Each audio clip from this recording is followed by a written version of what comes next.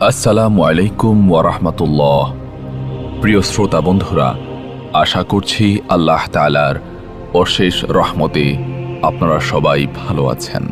চলুন আজকে আমরা জেনে আসি কিয়ামতের প্রধান প্রধান আলামত। ভূমি ধসে যাওয়া। হযরত রাসূল আকরাম সাল্লাল্লাহু আলাইহি ওয়াসাল্লাম বলেছেন, কিয়ামতের পূর্বে দুনিয়ার বিভিন্ন স্থানে তিনটি স্থান ধসে পড়বে। সেগুলো যথাক্রমে দুনিয়ার পূর্ব প্রান্তে, পশ্চিম প্রান্তে এবং আরব দেশে ঘটবে। তকদিরে অর্থাৎ ভাগ্যে অবিশ্বাসীদের বহু লোক তাতে মৃত্যুমুখে পতিত হবে। হাদিস শরীফে আরও উল্লেখ আছে যে তকদিরে অবিশ্বাসীগণের উপর ভূমি ধ্বংস ছাড়া আরও কতিপয় বালা মুসিবত আসবে, যথা শূন্য হতে প্রস্তুর বর্ষণ, মানবাকৃতি অন্য কোনো পশুর আকারে পরিবর্তিত হয়ে যাওয়া, ধোঁয়া প্রকাশ। দুনিয়ার তিনটি বিভিন্ন অঞ্চল ধসে যাওয়ার পর এক প্রকার ভীষণ ধোঁয়া নির্গত হয়ে সারা দুনিয়া ছেয়ে ফেলবে।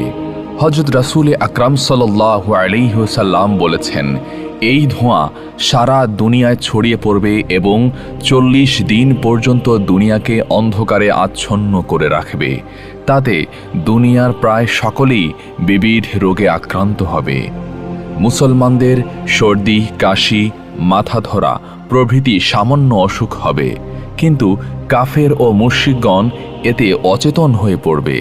40 দিন পর আবার দুনিয়া পরিষ্কার হয়ে যাবে। পশ্চিম দিকে সূর্যোদয়। হঠাৎ একবার জিলহজ মাসের 10 তারিখ দিবাগত রাত্রে এত অধিক দীর্ঘ হবে যে শিশুগণ নিদ্রা থেকে উঠে জেগে ছটফট করতে থাকবে। গরু, মহিষ প্রভৃতি গৃহপালিত পশু মাঠে যাওয়ার জন্য অস্থির হয়ে চিৎকার শুরু করবে।